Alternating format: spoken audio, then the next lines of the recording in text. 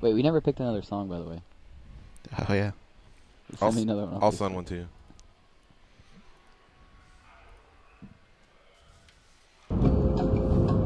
This is your captain speaking. We are making our descent into Las Vegas McCarran Airport. On behalf of our crew, we'd like to thank you for flying MMA Junkie Airlines. Now please fasten your seatbelts and put your tray tables in your upright position because the descent is going to be a little bit bumpy. All right, Junkie Nation, it's time to roll, baby, on MMA Junkie Radio with Gorgeous George and Gold. This is what we do and why we do it, baby. All night long, we rollin'! Yeah! The MMA Junkie Radio revolution is upon us. Can you dig it? There's no escape. No escape. Through the vast frontier of cyberspace and through a sea of stars in outer space. One small step for man, one giant leap for mankind. We've solidified our combat communications stranglehold. We are controlling transmission. With the use of MMA Junkie Radio and SiriusXM satellite radio technology. MMA Junkie Radio. Commence transmission.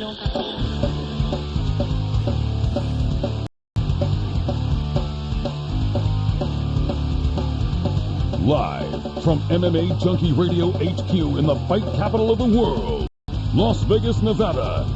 Here are your hosts, Gorgeous George and Gold. From the fight capital of the world, inside the beautiful Mandalay Bay Racing Sportsbook, you are listening to the MMA Junkie Radio Show.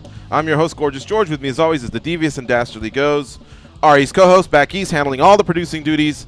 It's going to be Danny. Sitting to my right, our co-host for the day, the esteemed combat sports preeminent writer, Kevin Iole. How are from you, my Yahoo friend? Sports. How you doing, sir? Good to see you again. Goes, how are you? Great to have you in here. We love when you're here. Thanks. I love being here. Yeah, you're probably in a good mood, too, because your Steelers are going all the way to the AFC Championship. They're going all the way past that, Dana White. You know, that's going to be a tough task, but I'm starting to warm up to it, and I'll tell you why. Because as a Niners fan, we've been 13-3, 14-2, 15-1, hosting a game, relaxing, taking the week off. And then, you know what? You run into a team that's got momentum, and they're just they wild carded in, or maybe they finished on a win streak at the end of the season. Those are the most dangerous teams. And then you look back and go, what happened? You know, because it's 60 minutes, and if you're clicking and if they're clicking and you're not, all it takes is a turnover, you know, or all sports are games of mistakes, and at the highest level, who makes the fewer mistakes generally wins. Obviously, talent plays a role, but when you're talking just like in a fight or, you know, in a basketball game, when the talent is very high and even, it's who makes the fewer mistakes. And you know, New England has been tremendous over the years at minimizing their mistakes and taking advantage of mistakes that the opposition makes. You know, Steelers go in my opinion, with the best chance they have to win in New England in years, given the running game, the way Le'Veon Bell is going, Antonio Brown. I wish he would turn his Facebook Live the hell off. You know, keep that off. Like, what is he trying to do with that? But, you know, he really gives them an unbelievable threat. Roethlisberger is you know, always going to be there. And their defense is raising up. I'm shocked at what their defense has done without Cameron Hayward, their best player by far. And here they are in the AFC Championship game, and they've won, 9 games in a row after he went out. So that really says something about the team and where they are. Even Harrison at 38 years old, still impacting. I remember in Miami, he batted the ball out of Moore's hand, right? Who finished the game for them, Miami? Was it Moore? That was Matt Moore, yeah. Matt Moore. Remember, he batted that one out, and then he comes off and draws the hold on KC, which could have tied the game. We don't know what would have happened, but he's just got this incredible push. I heard he spends, I'm not sure it works out this way, but $350,000 a year on taking care of his body. Reminds me of Bill Romanowski back in the day. Well, he's crazy with what he how does. clean he lived his body and those chambers he used to go in, you know. So if you basically do the math, there's 365 days in a year. I'm sure it takes 2 weeks off. He spends about $1,000 a day. Now, I don't know if that's chiropractic, massage, body chambers, you know, what else there's out there. He travels all over. I mean, if you follow him on social media, you'll see in the offseason he puts some incredible workouts out. He goes to Phoenix, and I've seen him in these full weighted jackets when it's 120 degrees, and some of the things he's doing is insane. It makes you want to pass out just watching him, let alone doing it. It's crazy. Yeah. You know what that team reminds me of? That little triangle of Brown, Bell, and Roethlisberger reminds me a lot of, and I hate them, but Aikman, Emmett, and Irvin. Yeah. Every time when they would line up, you just had no idea who was going to kill you, but you knew one of those bastards was going to get you. And the thing that's really sad, from a Steelers standpoint, and of course I'm a Steeler fan, Martavis Bryant, who was a tremendous deep threat, suspended this whole year. And I just think if he was in this offense, how awesome would that be, to see a guy. It's kind of like the Nick Diaz of the NFL because he gets himself in trouble with marijuana suspension. So he's suspended now for this entire year, going to be back next year. But he was a guy that was averaging like 25 yards a catch. And if they had him in there with Bell running the way he is and Antonio Brown doing what he's doing, they would be tough to take. They don't quite have that number 2 receiver like they would have with him, but every team has injuries, every team has issues. So I'm not crying by any stretch of the imagination, but I'm saying as a fan of the game and you want to see it at the highest level, that would really be fun to see him in this lineup with the guys they have. Is that Wheaton kid never developed? He got a shoulder injury this year. He was coming along pretty good. They liked him. They were counting on him with Bryant being out this year, and they had to put him on IR because he got a shoulder injury and wasn't able to do anything. I think he played 1 or 2 games, and he had been injured in camp and never really was able to make much of an impact this year because of the injury. I'll tell you what. This is an MMA show, and we want to talk that and some boxing as well because Kevin covers both sports tremendously. But I just can't get away from the NFL. I'm glad we started in this direction. There was just some huge games this week. And earlier in the year, I remember we went through a phase where they were saying ratings were down. Well, the ratings came in. Almost 50 million tuned in for the Cowboys and the Packers. That's crazy. And the Steeler game was the highest rated game in primetime. And was they did very well. Yeah, I mean, that is simply amazing. I had it on Mad Dog Sport. I was just flipping through Sirius. Mad Dog Sports Radio had it. ESPN Sports Radio had it. In the morning, I turned it on. I was stretching Fox Sports, ESPN. Just the games. I mean, the NFL is tremendous. It's going to take a long time before that is, taken off its perch. I don't know if it ever will be. Right. Worldwide, soccer's number 1. Soccer's easily number 1. But in this country, the NFL is just is massive. And for all the way we've come in MMA, and we think, I remember back in the 90s and 2000, where it was. You look at the ratings on an NFL game and you see the absolute highest ratings on an MMA fight, and you see, hey, there's still a long way to climb, which to me is a good thing because there's still room for growth. Yeah. And I think we're seeing that in the fights with the fighters being better than they've ever been. That submission, the Ezekiel choke the other day was just incredible. And I think that's kind of a hint of where we're seeing the sport go. And I think that's awesome because that ultimately is more fans come in, they're going to see better caliber fighting. And it's just, to me, the future is very bright for MMA. We haven't made it yet, but it's coming. We were talking about, I like to watch Inside the NFL, and so they'll mic the guys up or whatever. And I was watching with some friends over the weekend, and I'm fascinated how Rodgers and Matt Ryan and Roethlisberger, how they can keep their cool. And I was explaining to him, I go, these guys are 6'4", 280, phenomenal athletes, trying to rip their heads off. I mean, they're not just coming after the quarterback to just touch him and go, you're down, right, or pull a flag. I mean, they want to hurt him. And those guys are just poised, and granted, they have 6'5", 330-pound guys protecting them, but still, it's tough.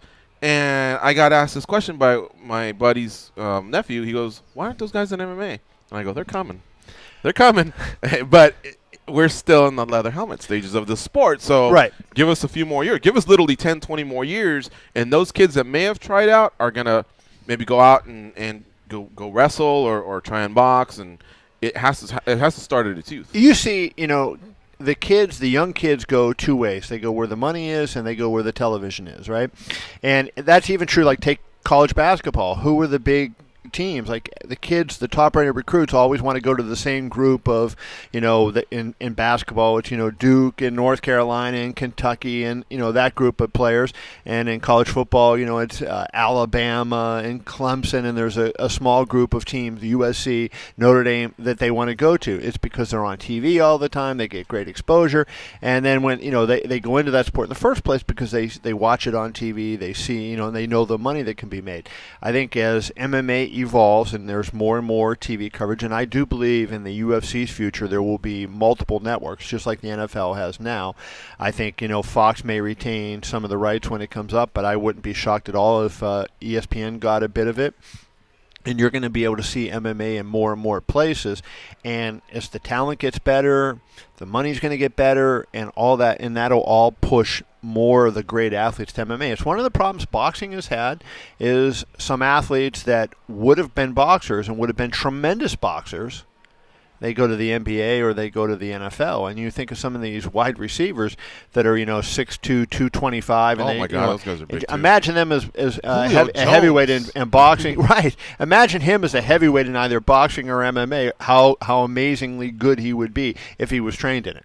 Julio Jones is probably like John Jones, about 6'4", 220, 230. If you look at college basketball, all right, the guys that kind of flamed out, they're in Turkey making like $150,000 a year. China, it's going to be tough to tell them, China's hey, paying well how about for 15 and 15, and you're going to get beat up. It's going to take a while for it to catch up. That's true, the longevity of the sport. By the way, as a Runnin' Rebel alumni, are you a little hurt that Kevin didn't include UNLV when he was talking about the powerhouses of NCAA hoops? It stung a little bit. But I'm also very much a realist, and I see what their record is and what they've been doing. I heard you say North Carolina and Kansas, like, he's coming out west, Gus is going to be happy, and then you stopped. All right, so the number to call in is 866-522-2846. I'm going to jump on a couple calls right now. Anything you want to discuss, it's on the table. Of course, the big card this weekend is Bellator 170 with Chael Sonnen and Tito Ortiz doing their thing. Tito Ortiz, this is his last fight.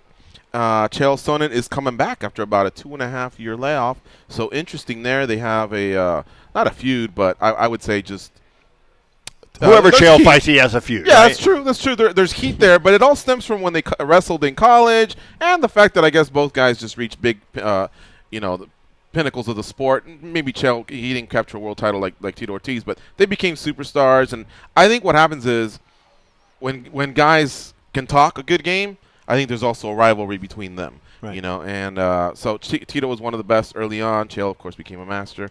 Interesting to see who's going to have to eat crow that night. Brennan Ward, Paul Daly's your co-main event on Saturday out at the Forum. All right, we can still talk about BJ Penn, UFC Fight Night 103. Is he retired? What do you think? You think he should bow out? I'd love to hear your thoughts there. Some are saying maybe one more if they fight in Hawaii. So far, there's nothing on the docket that tells me they're going to Hawaii, so I'd prefer he just end his career the way it is. It's still a great career, and he's still a legend. Anyway, let's talk to Ryan in Sacramento and start things off. One more time, the phone number is 866-522-2846. What's up, Ryan? Oh, nothing much, George. Nothing much. Just recovering from the weekend. I am still sore today, physically and emotionally. I woke up Sunday morning, and the first words out of my mouth were BJ Penn Fight Night. And after church, at the gym, at my son's basketball game, every 5 minutes during the football and fight party, after every shot of liquor, it was the same thing out of my mouth. BJ Penn Fight Night. I was excited, and a big reason why is that BJ's the same age as me. When he enters the octagon, I kind of feel like it takes all the excuses away from me in my own life. If he can do that, then I can do this. You know what I mean? Right. So when I was at the gym thinking about BJ and his courage, I'm filled with motivation. And I decided to throw some extra weight up on the squat rack, and I put it up, and I yelled, BJ Penn Fight Night. And like I said, if he can do that, then I can do this. And I've got it in my head that he's representing everybody our age. And then it came time for the fight. And Yair Rodriguez, he completely deflated the room. He peed all over my enthusiasm. And the next morning, I woke up sore. I paid for the extra weight on the squat rack. I knew my limits, but in that moment, BJ made me feel like I could take on the extra challenge. So my question to you is this. Have you ever felt that one of the benefits of following combat sports, or any professional sport for that matter, is that eventually it will force you to confront your own mortality before it's too late? Yeah. Great question. All the time. I would say yes as well. Turning 40 has been a mother for me. 40? Now you're a kid. Now I'm pushing 45, and trust me, when stuff starts breaking down, like I'm driving an Altima that's got 88,000 miles, and so lights come on, things like that's how I feel. Like, okay, your check engines on right now. Well, not like that. These cars can go 200,000 miles, but it's incredible how there were things I could do when I was younger that now it's like I really have to be careful. I really have to warm up if I'm going to do something. We talked about Angelo. I couldn't just show up, take off my sweats and say, let's do this. I'd have to actually warm up. Otherwise, there's just tendons or ligaments or something that's going to hurt.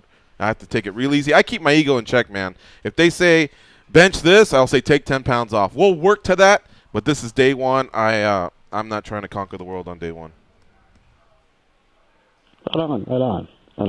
And just for me to throw in my 2 cents, I do want to see BJ fight again, but I would really like to see that Dennis Seaver fight this time around, maybe, a fair matchup. There's no need to throw that guy in against a young lion like Yair. But I would like to see him go out on top, as, lower chance of probability as that may seem right now. But I want to see him again. How about you guys? Well, Thank you for the call, Ryan. I would answer that question by saying, what is in it for him? If he can't compete with Yair Rodriguez, who is he going to beat at the very highest level of that division? And BJ doesn't need the money. He's one of the greats of all time. Why go out there and take that kind of beating? Yeah, are there fighters he could beat? Of course there are. But why put yourself through that? And kind of, for the people who maybe became MMA fans more recently and don't know about what BJ did in the past, they're going to look and they're going to say, well, this guy got knocked out by Frankie Edgar. He got knocked out by Rodriguez. Who is next? And it kind of diminishes him in some people's eyes. I mean, he's always going to be, in my eyes, one of the greats of this sport and one of the legends. But I just don't. It's a dangerous sport. There's too much that can happen. And if you're not at the highest level and you don't have a chance to make it up to that next level, why put yourself through that? He doesn't need it. In my mind, I think he would be wise to walk away and find another thing to do with his life, maybe coaching young fighters or whatever. But certainly BJ's had a phenomenal career. He's done more than almost anybody who's ever stepped into the octagon. I think it's time for him to go. What I wonder is if the superstars can bring themselves to coach, because coaching is different. Like in this sport, it just seems to be a few steps down, whereas I notice in other sports, some of these guys slide in right away. They'll start as an assistant, they're wearing their suit, they're making good money, and then they eventually work to have a program or a team or whatever. But in our sport, I remember Pat Miletich made a nice transition. I don't know if he reached superstar, but he was a world champion that defended belts. But was he like that global superstar? Maybe not. Still, he did that. He became a great coach. Then he eventually got tired of that run, and now he's a phenomenal broadcaster. So it's incredible how he's reinvented his career. Right. He's literally a Hall of Famer in all three. Right, and I think the thing is that the sport is starting to get enough years behind it that now we can have coaches who are full-time coaches, and that's what they've grown up doing. What happened in the early years, I think, is you had guys that, okay, this person had a jiu-jitsu background, this person had a wrestling background, this person had and they tried to learn the other things. Or you had 3 people coaching, they didn't really understand MMA.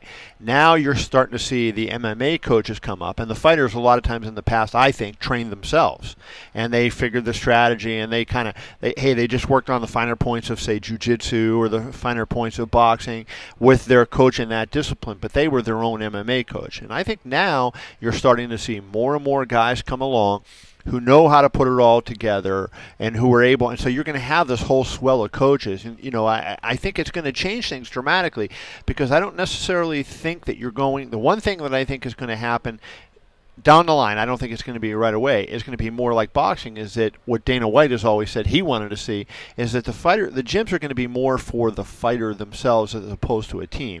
And I think what I say by that is, like, you look at what Floyd Mayweather did. He has the Mayweather Boxing Club. When he goes into a fight, everybody is in mode to help Floyd Mayweather. Mm-hmm. And he brings in sparring partners that are working with him, and he's not going in there killing himself. When the money, those millions and millions of dollars, but the rest of them are not making that kind of money. When it gets up higher, I think that's when it's going to change, and then they're going to devise their camp to have everybody working with them and for that one particular event that they're getting ready for. Hey, they may travel around and help some of their buddies out, but I think when they have a fight coming up, and just to use a name, Jorge Masvidal has a fight coming up against Donald Cerrone, I think he's going to have that camp where he goes to it. It's all about him, and the people he brings in are there designed specifically to help him get ready for Cowboy, and not for this iron sharpens iron thing. I think is going to be an outdated philosophy. Yeah, definitely. It probably takes maybe being at least a 75 or 100 guy to be able to do that. Yeah, I mean, because it's a lot of coaches you got to bring in, right, and a lot of sparring partners. Or you have to go. Things. You have to go to them, but what he's saying is just not be part of that big pro practice too often. It's more about them helping you. Right. You never see Floyd saying, "Oh, now I got to help this guy out." Yeah. I mean, maybe Broner here and there, he helps him out, right? But well, he'll stand up on the ring apron and he'll shout instructions, especially if there's TV cameras around, right? But it's all about him, right? But yeah, I think when you're in a camp, that's what it needs to be, because you can't be saying, well, my teammate here has a fight in 2 weeks, and so I'm going to do this for him, and then you get injured when you're training with him. And I think the training techniques are going to change as time goes on. This is a tough sport because there's so many aspects to it, and you have to be well versed in this. But I think also kids are going to train, and we're not going to have Bruce Buffer introduce them and say, he's a jiu-jitsu fighter or he's a striker. And I think there's some of those guys now, but I think as time goes on, we're going to see that's all there are, and then that's when the coaching will be. Bob in Calgary. What's up, Bob? Yeah, how's it going, boys?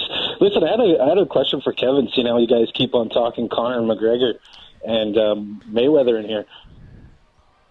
Dana White, he says that this pay-per-view, if it ever goes down, would only do in between 2.1 and 2.3 million. Are you buying or are you selling that? I think it would do bigger than 2.3 million. I just think that's a fight. I hope it doesn't happen. I'm against the fight. I think it's a joke. They're two different sports. To me, it's like, would you want to see the best fast pitch softball player go in there and pitch Major League Baseball? No, and that's kind of what they're what they're trying to do here. They're different sports. They're similar but different. But I do think from a marketing standpoint, hey, look, Mayweather has had. I saw Joe Rogan talking about it the other day, and he didn't really have the pay-per-view numbers, and he was pointing out, hey, Mayweather had the one really big fight with Pacquiao. That was $4.6 million, but he did $2.5 million with Oscar. He did I think it was $2 with Canelo. Right. He's had like 11 fights over $1 million. So, Mayweather promotes that. Then you get Conor doing his thing and the UFC doing their thing. I think it's going to be a massive show. I don't know that it's going to match the Pacquiao-Mayweather thing, but I think that you'll go. If Dana said 2.3 he thought was his limit, I will say this. Dana worked for us on the broadcast of Pacquiao-Mayweather. We had him as an expert, and he did a little work for us. And I said at the post-fight that night that the indications are that the pay-per-view is going to be really big in the high 3 millions and maybe even 4 million. And he scoffed at me, and it's on the air, and you can look at it. And I said, Dana, I guarantee you it's going to be over 4 million. And they went to 4.6 million.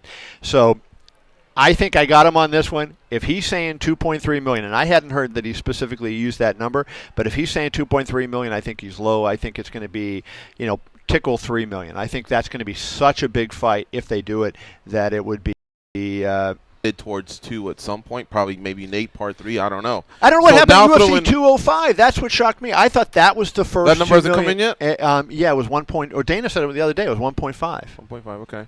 So down from Diaz 2. Yeah, it surprised me. That's bizarre. I don't know. Especially with the great card they had. Yeah. I'm thinking, when Manny and Floyd got together, a lot of people were they didn't really, I don't want to say they didn't build up the fight, but there's not that trash talk. There wasn't really getting in each other's faces. So there wasn't enough time to. But Conor and Mayweather, they're going to do that. And there's a bunch of idiots that are just there's a difference. Man. There's a big difference, and let me explain the difference between that fight. There's a lot of things that I think went on that aren't going to go on here.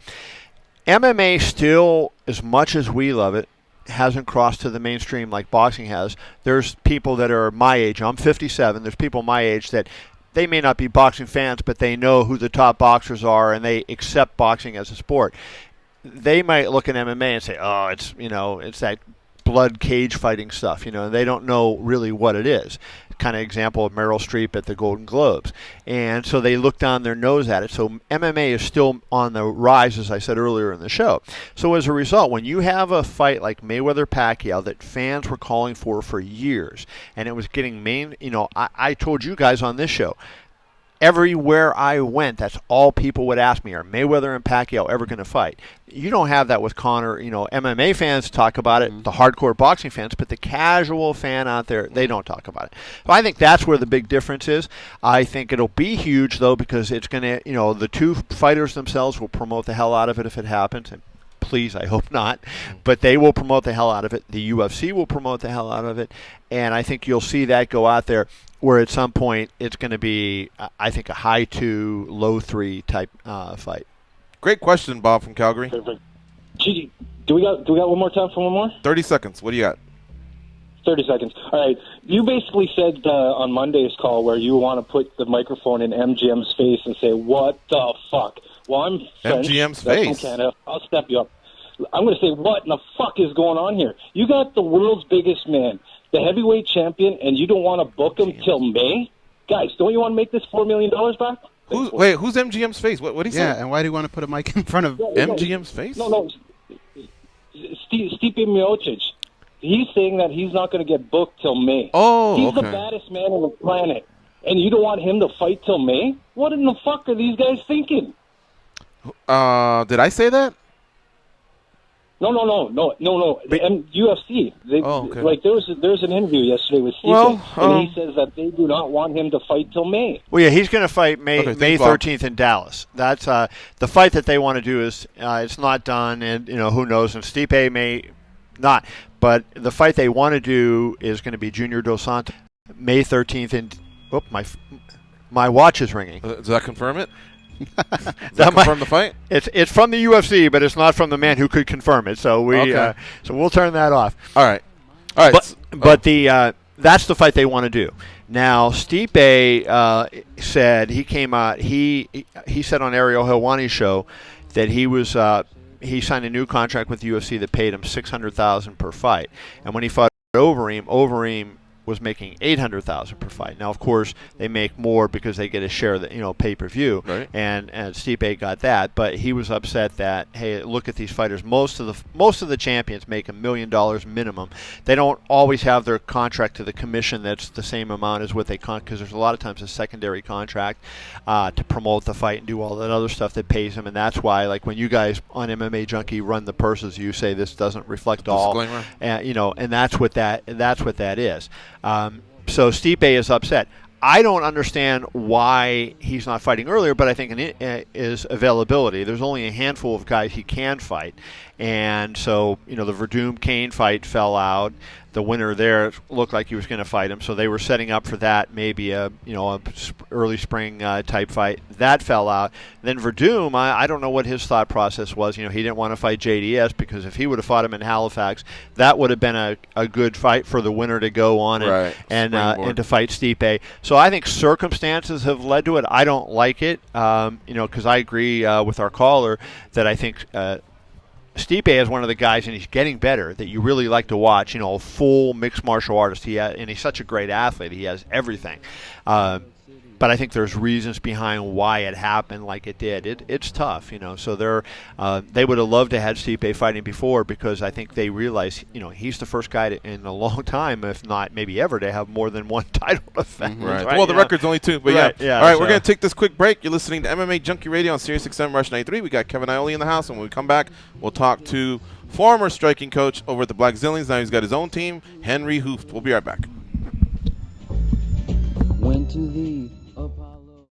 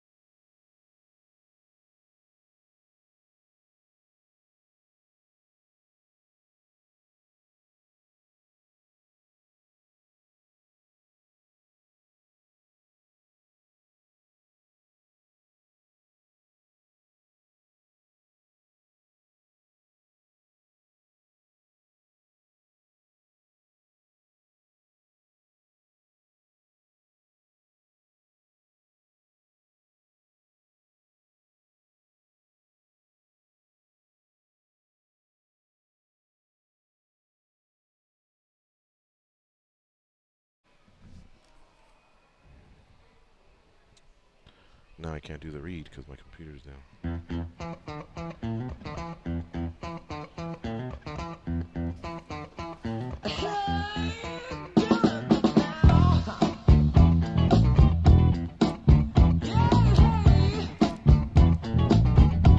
They are the stretch marks on the underbelly of the MMA community. But hey, stretch marks are the new tats. They are Gorgeous George and Goes. All right, we're back. Joined by Kevin Iole here in studio, and now we're going to talk to another guest of ours, one of the premier striking coaches, and probably soon to be MMA head coaches, Henry Hooft, joins us now on the hotline. Hello, Henry. How you doing? What's happening, guys? All good? Yeah, all good, man. Welcome back to MMA Junkie Radio. You're on with George and Goes. We also have Kevin Iole here from Yahoo Sports. Great to have you back. Be back. It was a while. Eh? It wasn't interesting anymore, huh? No, my man. You've always been interesting. I've always said I felt like you were one of those guys that should be up for Coach of the Year. I've respected your skills. I see how a lot of the guests that we interview have a lot to say about how you've impacted, changed the direction of their careers. So we've been, we've noticed your transformation of, Anthony Johnson, for example. That guy, Michael Johnson, a lot of guys. Michael Chandler, he's actually our landlord, believe it or not. And so just in talking to him, and I know he's only been there about 6 months, 9 months. He's had a lot of great things to say about you. That's good, man. It's always nice to hear from the guys that you train with. And that's also the most important thing. I mean, it's always nice to get an award. I mean, I never got one. But it's nice to get something like that. But I think that the fighters, that they gave you the juice and everything that they give you back, and the results and all the stuff that happens in the cage with them, that's the most important thing. But hopefully one day I'll be lucky to have an award, and then when I get it and I pick it up, I will tell what I think about it. Henry, this is Kevin Iole from Yahoo. I wanted to ask you a question about Rashad Evans. And to me, Rashad's one of the great fighters in the early days of the UFC, and he deserves a lot of credit for what he did. It's been over 3 years since he's won a fight, and he's had this medical issue, whatever going on, that's kept him out of UFC 205 and UFC 206. I wonder, in your estimation, A, is he going to be healthy enough to fight again? And B, can Rashad get back at middleweight if he does come back? Can he be the fighter that he was a few years ago when he was in the top 5 unified light heavyweight rankings? Well, first of all, I need to say that Rashad is, people forget about it and say it all the time in the gym. Rashad was already a UFC champion, and Rashad was also one of the most popular, still one of the popular fighters in the UFC, and that is all for a reason of his fighting skills and also the person he is. He's a really, really good guy, a really good person. And yep. I hope the medical situation, because what I heard from Rashad and what everybody's telling was more of a mistake that the commissions made. I mean, he looks very healthy to me. He's as funny as ever. He's has a lot of energy. He brings a lot of stuff to the gym, and to me, he looks healthy enough to do it. And the question in the middleweight, it's a very, very tough division because there's a lot of really, really good fighters. But you've been a champion before. There's no reason that you can't do it again. Only the approach will be a little bit different, and the time is catching up on everybody. But you have to understand that Rashad didn't really take a lot of damage in his whole career. He wasn't really, he had 2 knockout losses, but he wasn't really damaged by anything. So I have always have a lot of faith in him, and it doesn't matter. I always tell him, even if he's crippled, I follow him to the ring and cage, wherever he needs to go. He's a really, really good guy. Speaking of that, how is it that you're able to work with a fighter when, with all due respect, I believe he's just not pulling the trigger? And a guy like Anthony Johnson has no problem pulling the trigger. A guy like Michael Johnson has no problem. So I guess these guys are just seeing holes in opportunities, and they're out there, and they're executing. Rashad, maybe he's waiting for the perfect opportunity, then the window closes, then he's waiting again. And by then you have to reset your feet, or maybe your opponent's doing something. So what kind of mental exercises or physical exercises can you do with someone that kind of has that type of block going on with their striking? I know what you mean, and we talked about it, of course, and he talks about it himself. It's something that you need to feel. You feel it in practice, and I think for the last preparation for his fight with Tim Kennedy, I think it was, he was looking so good, much better in training too, and much more, like you guys said, much more pulling the trigger at the right moment. So he was coming into that groove again. It was a couple of fights ago that at some fights, especially at the Dan Henderson fights, Rashad looked a little bit gun shy. And probably if you lose one or two fights, if people start downing you in your mind, you probably think to yourself, too, man, I really need to do it. There's a lot of pressure on my back, and maybe some other issues in personal life or whatever. Everything can come to play. So that's a possibility. But what I saw in his last preparations, the Tim Kennedy fight, he was doing the right things. And I see when he fought Ryan Bader, it was the same thing. The moments were there, and Ryan Bader is a great fighter too. You cannot make a mistake, but he's not a stand-up guy like Glover Teixeira is, you know. Right. So there were opportunities there, but the fighter needs to get, like a trainer, like I always say, you can give me credit, but you can also, when it doesn't go right, you can give me also, you can also say you don't do a good job. But I think a fighter at that moment when he's at that stage, he needs to get that feeling, and I think when he starts hitting somebody in the fight again, and he hits somebody with a good shot, then it will come back. It just it took a lot of time, 3 years now, that he really looks like he's on point with his stand-up. So I think when he feels the moment, he feels the rhythm, and it comes, I think it comes back. Because for his last fight, I felt so bad that the fight fell through. I mean, because he looked so ready, man. It's like in training too. Everybody said it. His hands were sharp. He was different. So hopefully for the next fight, we will get it there, and maybe when he gets in one fight and he gets the feeling and he gets the confidence again, he will come back. And fighting is a really strange game sometimes, you know. So hopefully it comes back, you know. Henry, just to follow up a little bit on striking, you obviously have done wonders. You know, George mentioned Anthony Johnson, and I mean, not that he wasn't a good striker before, but what he's doing now is just amazing. I think the most feared man in terms of his punching power in the sport. I don't think anybody can dispute that. I wonder if you watched Ronda Rousey's fight at UFC 207, and if you think she can be salvaged enough where her striking can get to a level that, you know, it sets up her judo and allows her to get back in. Because, you know, it was kind of painful to watch what happened to Amanda. I know, you know Amanda very well, but do you look at her and see that, hey, she has the makings of somebody who could learn it, or do you think at this stage of her career, you know, the game has passed her by from that standpoint? I think that like a lot of people talking about her stand-up, I think she also needs wrestling. She needs to set up good takedowns because that's where her strength is. But I think you can teach everybody. The most important thing that I always say to my fighters is it's easy to teach somebody to throw punches, but I think the defensive skills are more important. It's always all the pad work that people do, and it's fast and it looks all fancy until somebody punches you in your face, you know. So if you work on your guard first, you make sure that you have a good defense, and then you go work from there. And I think fundamentally, it went a little bit wrong with her, and I think she has to go back and spend some time in fundamentals in striking, and also fundamentals in her wrestling game. But I think you can teach anybody. The only thing is going to be a problem is she got knocked out 2 times hard. Yeah. And I don't know her mindset from that. It's not a good thing. I mean, to get knocked out like that, and again, the girl has a lot of pressure on her. The whole world is watching her. And that's a good thing because that's why you got paid a lot of money and that's why you're a star. So don't get me wrong, but you need to give her some credit for that. But right. But again, I'm a very honest guy. You guys all know how I am, but I don't think the striking coach did a good job. So that's what I think. But fundamentally, go back. Difficult girl to beat. But again, I won't run the Rousey too good.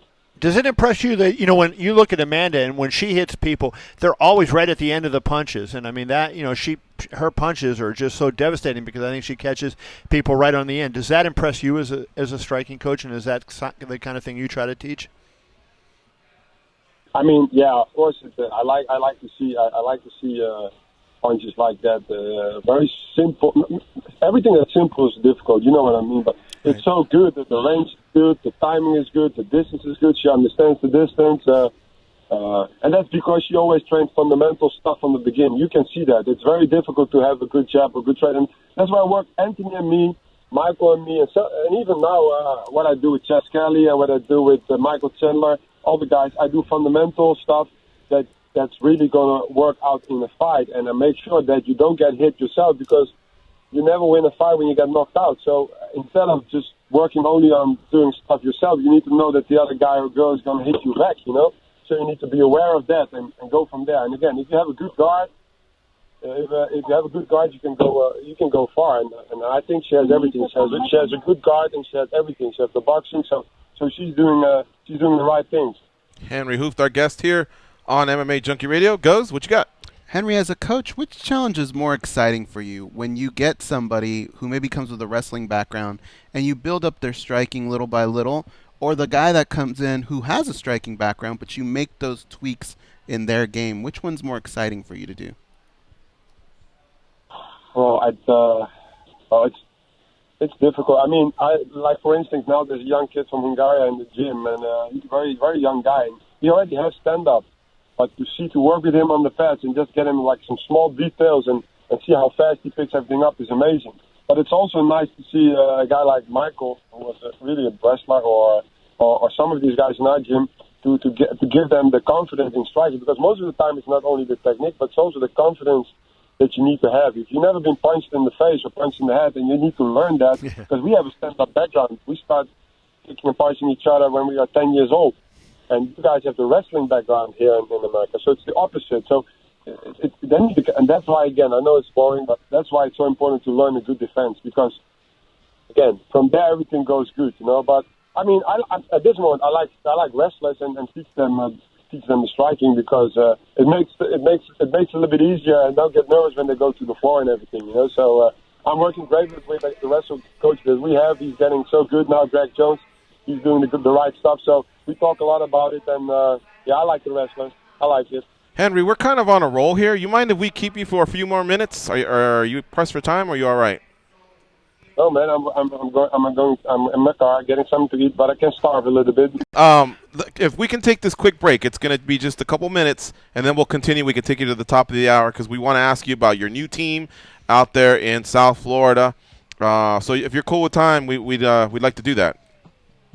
I'm cool, man. I'll wait for you guys. All right, so Henry's going to hold on for a second, folks. This is our last commercial of the first hour. You're listening to MMA Junkie Radio on Sirius XM Rush 93. We'll be right back. Kevin Iole in the house.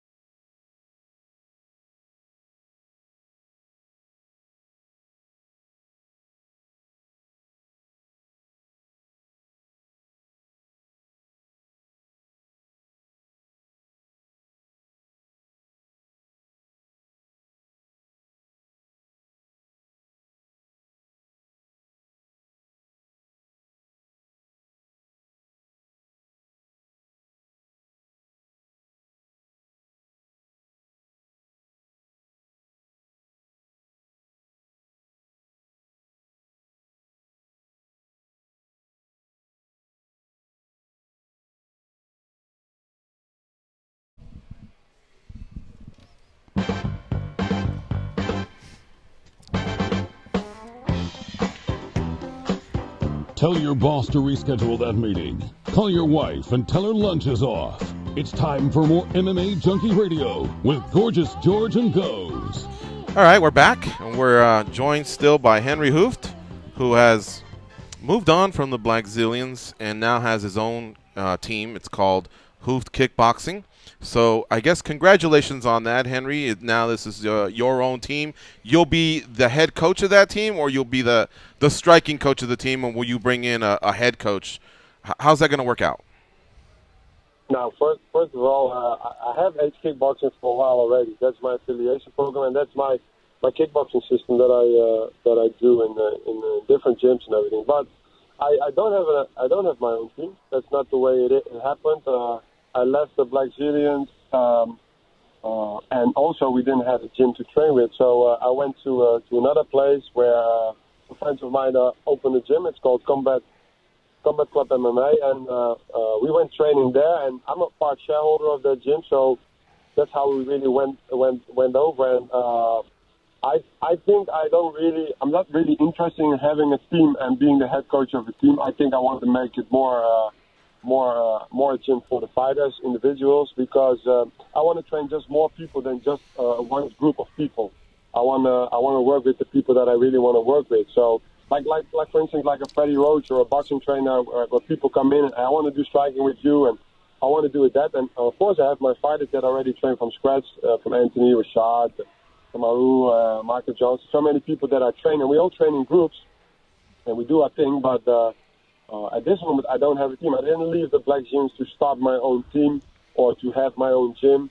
We didn't have a gym to train, so we all end up training together and doing our stuff. And I think if it would end up having a team, I think it will form it by himself. Mm-hmm. But now we just got all the guys on the one roof and training. And as you guys see, I sometimes train with people outside of my team, Luke Rockhold or some other guys that I train, Dennis Bermudez, Ryan LaFleur. So I like to do that, and so it's not really my team. Gotcha. All right. Well, thank you very much for clarifying that.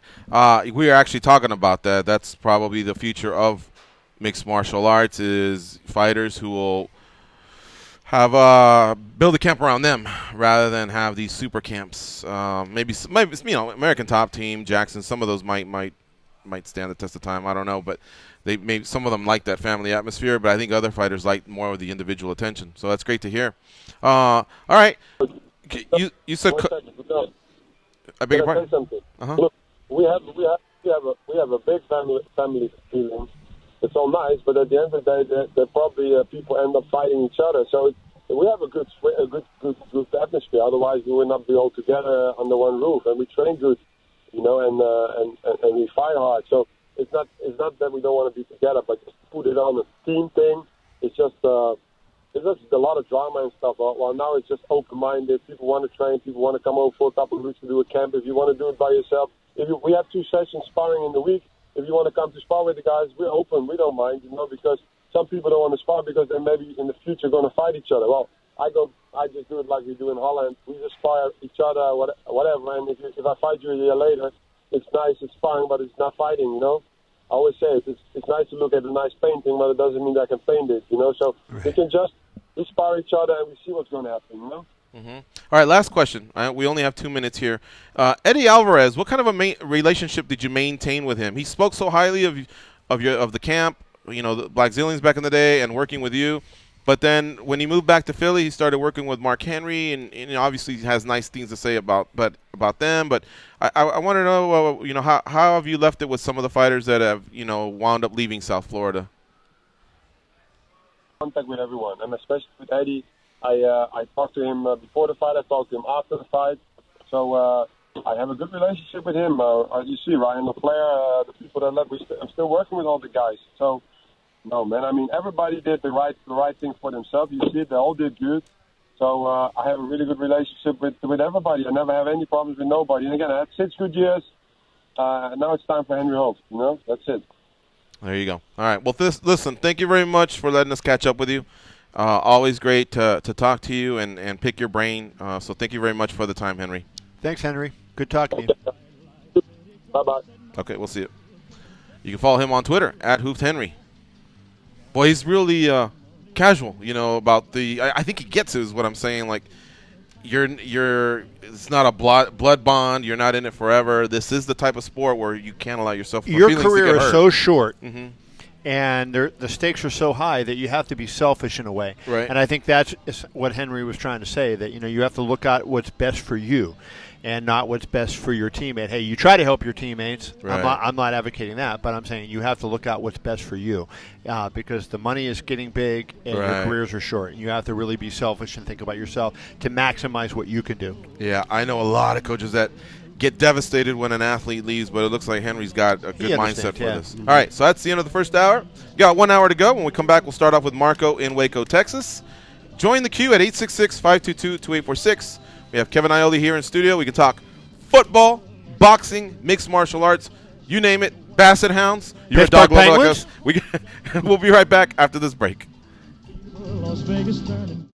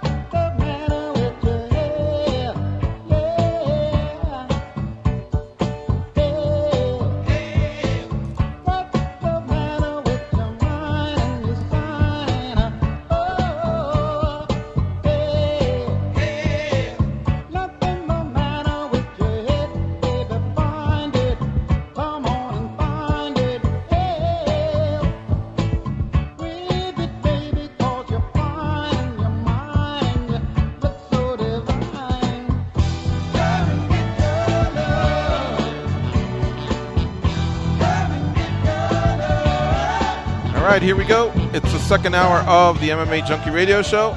I'm just catching up here on Facebook. We're on Facebook Live, and people are commenting. One guy went so far as to say, I wouldn't put my TV on again if Penn was on the card. He'd be disappointed. That's just how he feels about not seeing, I guess, what was maybe a favorite fighter of his or one he considered a superstar be a shell of himself. Right. But that's raw emotion there to hear someone say it, put it that way. You know? That speaks highly of BJ, that what he did in his career can make somebody respect him that much to feel that strongly. Mm-hmm. Lalo Caballero. The first comment came in from Wayne Tierney. Shout out to him. Lalo Caballero says, at the end of the day, BJ Penn still sells tickets with his name. It was 11,000 there for that UFC Fight Night 103. It wasn't the greatest card. They even lost Caraway versus Jimmy Rivera, but they still had 11,000 down there in Phoenix, including Mike Goldberg's contribution. He had to pay for his ticket to get in. He says he still sells tickets. He just needs to fight sub-top 10 competition. He can still pull eyeballs. So I guess Lalo's looking at it maybe from a business angle. What we said, just to finish this topic out, was we feel like he should be done. If there was one out for him to come back, is if the UFC, not in 2 years, not in 3 years, somehow by the end of this year, somehow got it together and came to Hawaii. And if you'll recall, prior to Yair Rodriguez's matchups were Dennis Seaver, and who was the other one? Not Cole Miller. It was Dennis Seaver. And Cole Miller was talked about, wasn't it? Yeah, I thought that was brought up. There was like 3 of them, wasn't there? Right. And I heard a great one yesterday. Somebody said, well, what about Diego Sanchez? But so anyway, I guess more of a tailor-made matchup or a less than top 10, top 15 type matchup. So I threw out the name Marcin Held. I think maybe someone like Marcin that. Held, yeah. So if it was maybe a big stadium show or just a grand show into Hawaii, how do you leave Penn out? If the UFC's willing to pay him, if Penn's willing to go out there and fight, how do you stop that from happening? He would have to take the back seat because it is Max's time. Max would be the headliner now. But somehow to not have BJ Penn on there, And I guess that was one scenario where we said, I'm thinking about it. Anything other than that, I think we immediately shut it down. Kevin, you warmed to anything like that? I really know, and it's because I have respect for BJ. Why would you insult him by saying, well, we're going to give you a guy, we're going to go as low as we can go to find somebody that we think you can beat? Yeah. That would be insulting to one of the great fighters of all time, in my opinion.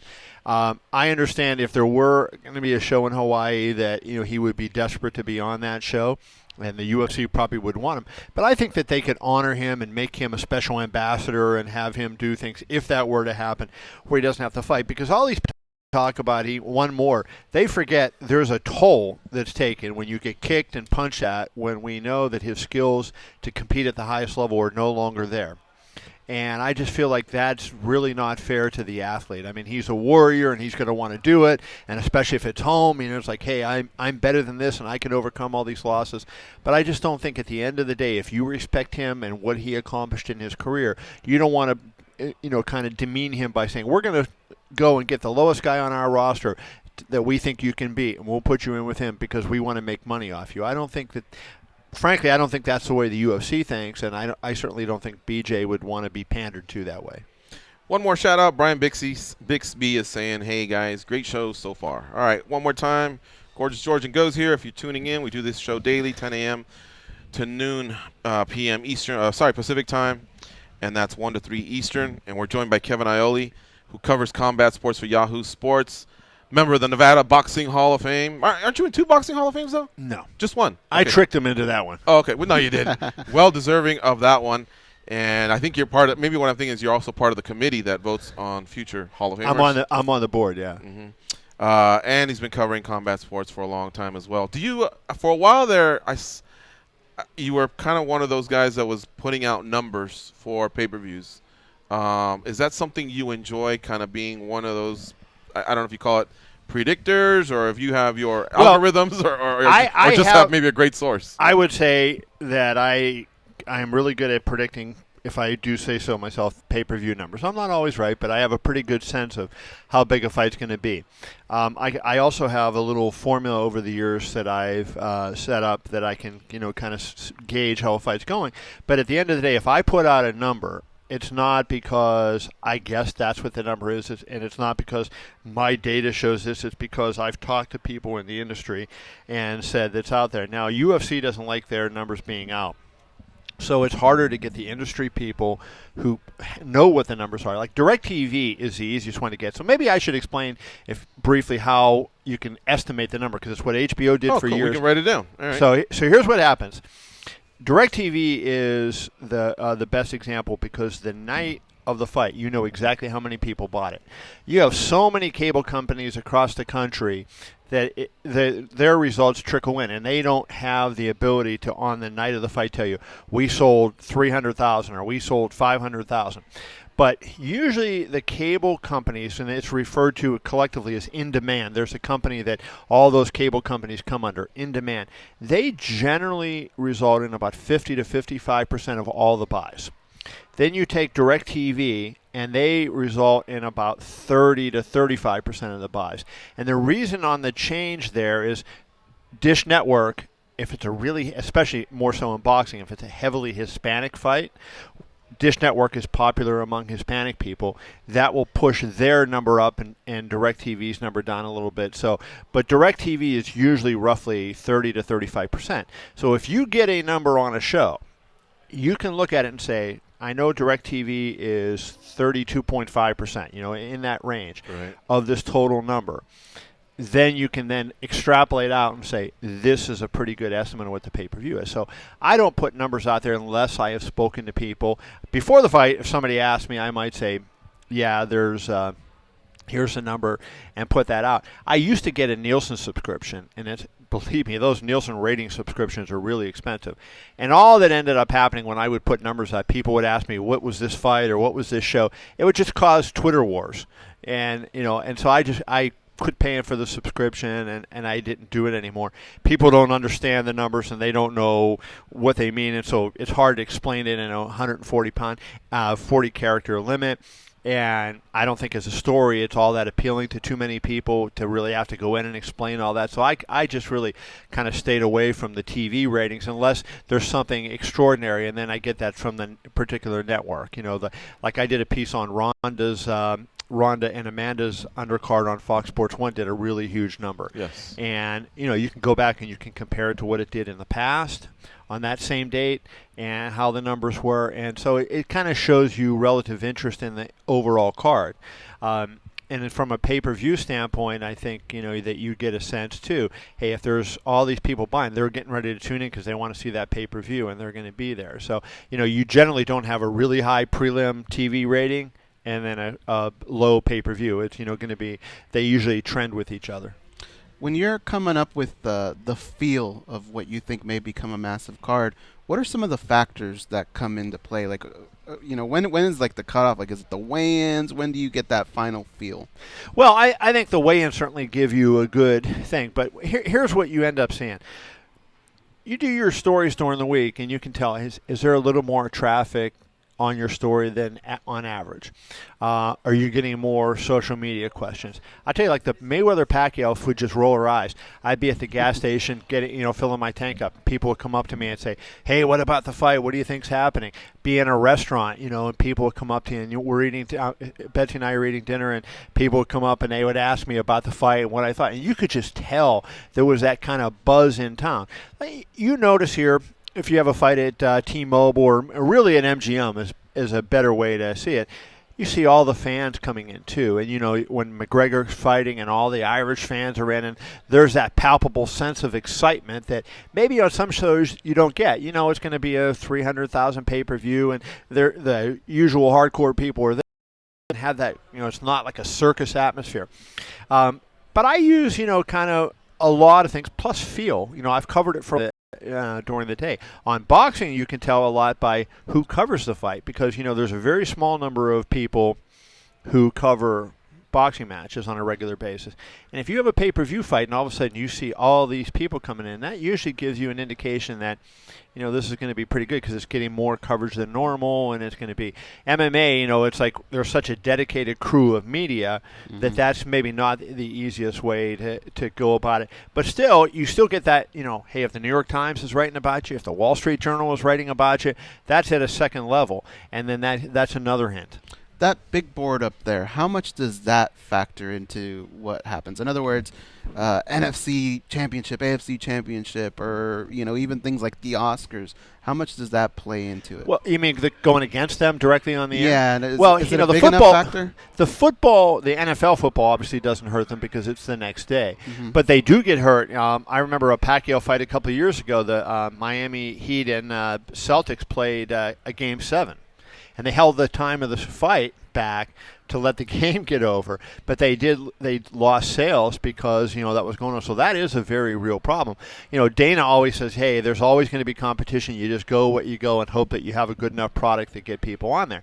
But certainly a lot of competition. If there's a good college football game on Saturday night, some people may say, hey, I'll hit social media and see, or I may try to, stream the fight and, steal it and not pay the pay-per-view numbers, and that hurts the fighters, right? Ultimately, at the end of the day, that hurts the fighter, but that competition does make a big difference. Do you remember a matchup in boxing where you could say the initial matchup, not a lot of buzz, but the fight was so good that the rematch was huge?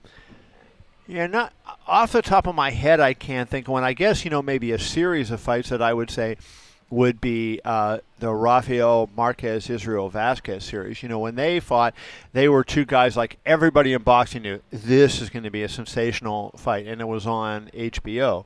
But the public at large didn't know them. Neither guy really spoke much English, and it wasn't important, but they fought 4 times, and the first 3 were all fights of the year, and they were incredible matches. And I think by the time the 4th one came, they put it on pay-per-view, and it really, did a good number for that level fight. So that has happened, but I don't remember that too much happening over time. I don't remember Holyfield and the other kid from Brooklyn that used to be Tyson's Shannon Briggs?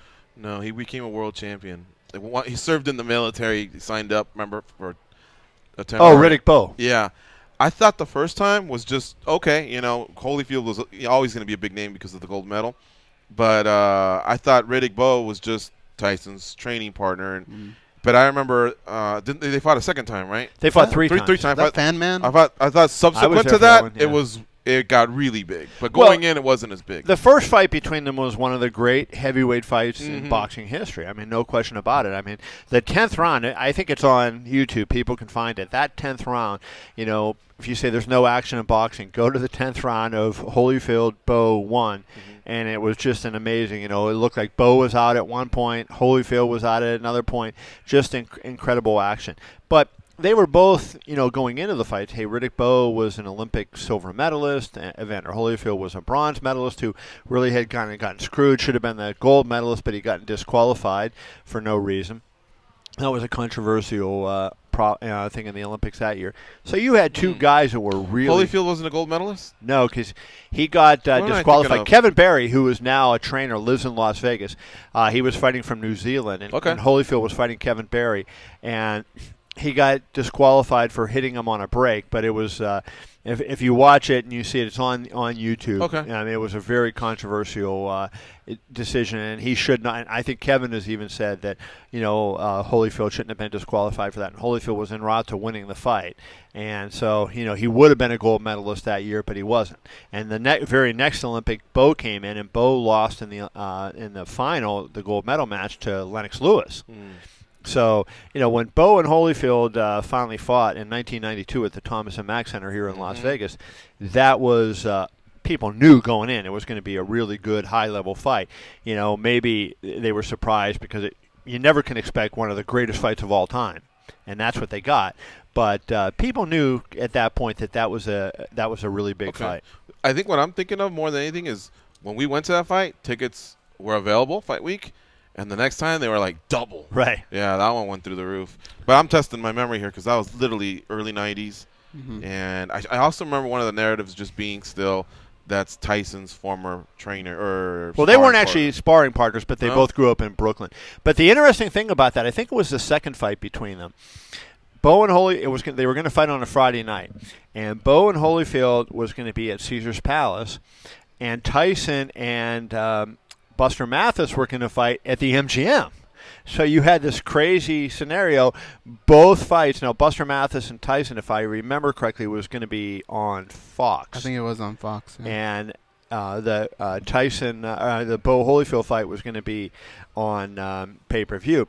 But so three of the biggest stars in the heavyweight division, three of the biggest stars ever in boxing, Hall of Famers were all going to be fighting on the same night, a couple, hotels away from each other.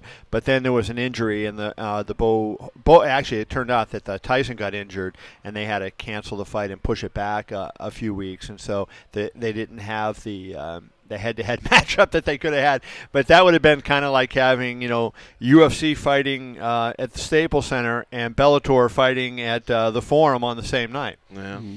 Do you have a favorite boxing movie?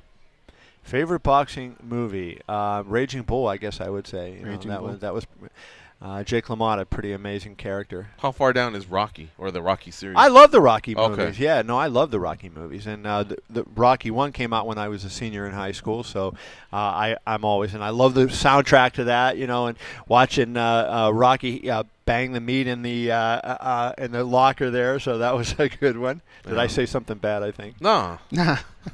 We were close. But it was side of beef if you haven't seen the movie. Let's talk to Marco in Waco, Texas. What's up, Marco?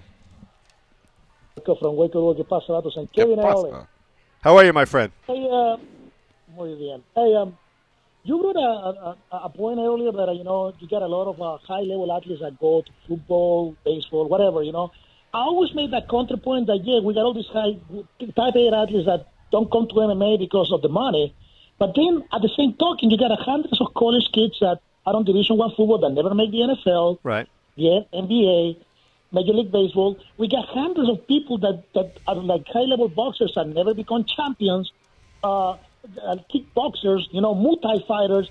So it's not that the quality of athletes is not up there. It's just that the money is not high enough to incentivize them to come into MMA. Here, I'm going to disagree with you a little bit. I mean, if you're a Muay Thai fighter, you're not an MMA fighter. If you're a boxer, you're not an MMA fighter. So you have to learn all the other aspects of the sport. If you're a college football player, I think the vast majority of kids that go to a Division I college out of high school, they think, hey, I'm a McDonald's All-American, I'm the king of the hill, and I'm going to be playing, I'm going to be a first-round pick in the NFL. They learn over their 4 years of college. They have press conferences to announce their college. And they have hats set in front of them. I understand your point, and there's a lot of logic to it. But I think that, hey, college football, number one, you get something for doing it, right? You get an education. Maybe it doesn't matter to a lot of the kids, but you do get something, right? You get an education. Now, I think the college athletes should be paid. No question about it. I mean, I think it's ridiculous that people make money off of them and they can't even get a little sponsorship. I mean, it's crazy the way that college football players and basketball players are treated. But that being said, that's an argument for another show, not our show. They do get something. They get that scholarship, and then they have a chance to make it into the NFL. But if you're a fighter, there's no training ground for you to come up, and as you're coming up, you're wearing out your body. I wish that there was a way that, it could be. I think the fighters, the quality of the fight, hey, I'm not going to argue with you. The quality of the fights are better today than it was in 2000. It's better than it was in 2005. It's better than it was in 2010. And you know what? It's better than it was in 2015. The quality of this sport is increasing so much, and I think it's only going to get better. That being said, I don't think you can just cherry pick people and say they're going to come from another sport and be successful in MMA. I do agree with you. The money has to come up, but I think, remember, this is a 20-year-old sport, and when we get where the NFL was, hey, the NFL was founded in the 1920s, and people say it came of age, in the 1959, the greatest game ever played, the Colts and the New York Giants. I think it came of age on the Super Bowl year when the Super Bowl, but that was, average ticket $12. Right, at the LA Coliseum. And it wasn't sold out. and it was on two networks, if you remember. CBS and NBC both had the game. But I think, that the NFL took 40 years to really take hold. When I was in high school, I graduated high school in 1977. The NBA playoffs were on tape delay at 11:30 at night. So you wanted to watch, and I don't mean, I was on the East Coast. I grew up in Pittsburgh. The game in the East Coast was on tape delay. That's how the NBA was regarded back then. Now, of course, every playoff game is on live in prime time, and you can see every game. So I think, the MMA is still a young sport compared to these other ones, and it's taking a lot of time to get to that next level. I think it's inevitable to come, and we're all anxious because we want to see the athletes get rewarded for what they do. But the process is moving slowly, but it's moving in that correct direction, I think. Marco? One last thing. I want to talk about the richest firefighter in Cleveland, Stipe Miocic. Yeah. If he's upset that he's getting $600,000 for show money, plus pay-per-view, maybe he should be mad at his management, one, and himself, too, because, if a little Irishman was able to talk himself into millions and millions of dollars, the heavyweight champion of the world, that we know can make a call-up because he demanded his shot after their Losky fight, can also demand his word and maybe get paid more. We'll release you guys. Catch you guys next time. Thank you. Yeah, he actually signed. He did that contract himself. He has a new manager now, so I think that his new manager is. I think the interview that you saw with him the other day was not coincidence. The fact that he was on and he made those comments that he made. I mean, I think that was part of his new management team strategy to get him out there and talk about these kind of things. I'm actually going to talk to Stipe later this week, and I write a column, I'm not sure either this week or next week, but about his situation. And also some of his, he's got a lot of cool projects going on in his life. But, yeah, I think, Stipe realized the problem that he made, Early on, though, Kevin, I will say, I don't think he helped himself. He would go through the motions on an interview. Remember, of course, no, he was like that with me. Of course. Yeah, it was like you could get it done in 5 minutes, and you literally asked him a lot of questions with follow-ups. And, he wasn't a bad guy about it. It was dry, and there really has to be something to stand out amongst all these fighters that are worldwide. Well, here's the thing. Like, a lot of people, they want to talk about what it takes to succeed. And success in the cage is only one part of it. I think it helps tremendously if you're one of the best fighters in the world, but it's not the only, hey, look, Ronda is not the best fighter in the world anymore. We know that. But if she came out the next time, she'd still draw a big crowd because people want to see her fight, and she's done something. I agree. I had my own issues with Stipe doing interviews. I think everybody who covers the sport for any length of time has had the experience that you had with him. I think now, he's kind of gotten the idea, and he's been coached by his new management team on sort of what to do and how to open up, and that helps. I mean, that is a big, big help because in this sport, like if we compare it to the NFL. The championship games are out there. There's not one individual player. People aren't going, I'm going to go to see Ben Roethlisberger play on. They're saying, I want to see the Patriots and the Steelers. It's not one player. So the player does not have to promote himself as the team. But in this sport, you have to stand out individually, and you have to give that audience member out there say, I want to see Stipe Miocic fight no matter what. And you have to make that person a fan. And we had some people talking about BJ Penn, what they were doing. And that's what we have to do, I think, with other fighters, especially in the Reebok era. Of course. Yeah, you know who I thought was just, a superstar overnight. Not a superstar, but a star. But he could be a superstar by the end of 2017 was Cody Garbrandt. What a performance that guy put on, man! Clowning a world champion like Dominic Cruz, dominating him. And then, he called out TJ. He also was respectful to Dominic. He was hitting all the right things. And the kid that he brought in the ring with him, bringing Maddox in the ring certainly helped. It was incredible. All right, folks, you're listening to MMA Junkie Radio on Sirius XM Rush 93. We will be right back after this break.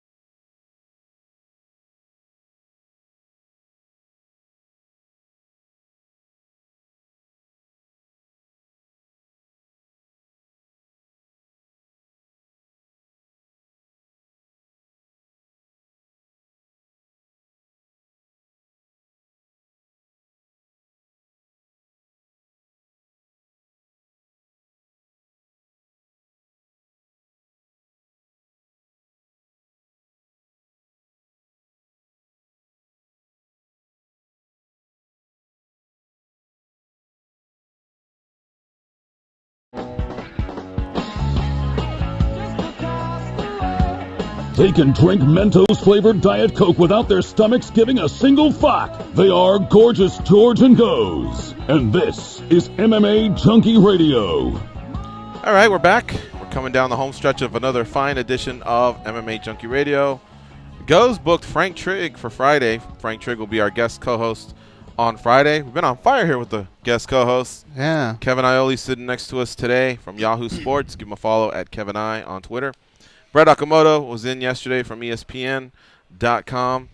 Always great to talk to him. Brad Tavares, UFC middleweight on Monday. So really just getting all kinds of a nice diverse panel every day.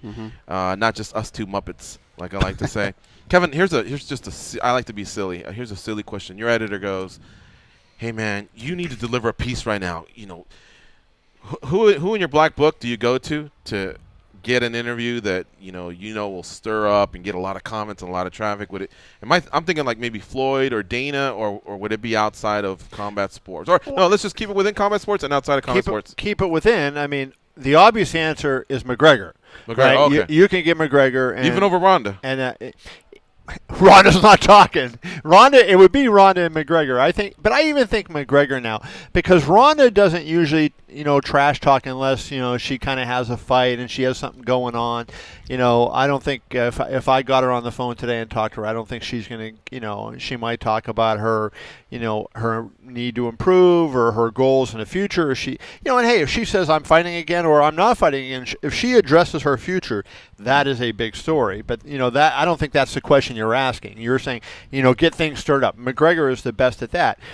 But, I'll say Khabib. I think, if I take McGregor away because that's too easy, I think Khabib is a guy that really can get people going. And I think, he's cocky, he's confident, he believes that he can do things. And so, he's going to go out there and he calls out half the division. He wants to fight everybody. And I think he's willing to fight anybody up or down. I mean, I really do. I think that's the kind of guy he is. So I think Khabib would be, the dark horse choice. McGregor, the obvious choice. He's going to be a guy that's going to get everybody going. But I think but both guys over Dana or Floyd. Well, I mean, yeah, we're of course Dana, you never know what Dana can say. Floyd goes crazy. I'll tell you a guy who I like to talk to a lot, who I just enjoy, is Daniel Cormier. I love talking to Daniel Cormier. I love talking to Brian Stan. But Cormier is as a fighter is just really good. And, he's not going to give you the colorful stuff, but he gives you emotion. I talked to him and I did a story one time about his daughter and kind of the struggles that he had to get over the top. And, I mean, that was really a compelling story. And, he shares his emotion. There's a lot of fighters that have those good backstories, but they don't want to share. And what I would say to fighters who are trying to promote themselves is emotion sells. You want to get somebody to feel a link to you. And if, they're a fighter, it's overcome cancer. There's a lot of people out there that have problems in their lives, and if somebody's fighting to overcome cancer and they hear this, and I'm fighting for the title and I want to win, and it's inspirational to a lot of people, and they attach to you.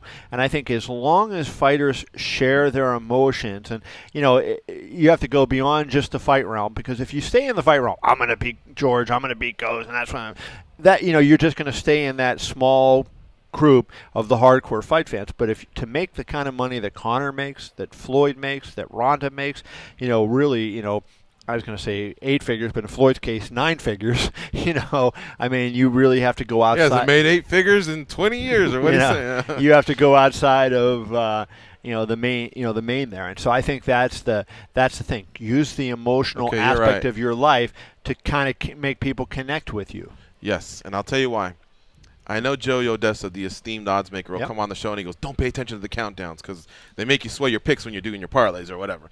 But one thing I have noticed is if the fighters come in talking X's and O's, and a lot of us multitask, so while the countdown might be on, if you're not full attention to it, you're doing something else, a lot of things are going in one ear and out the other.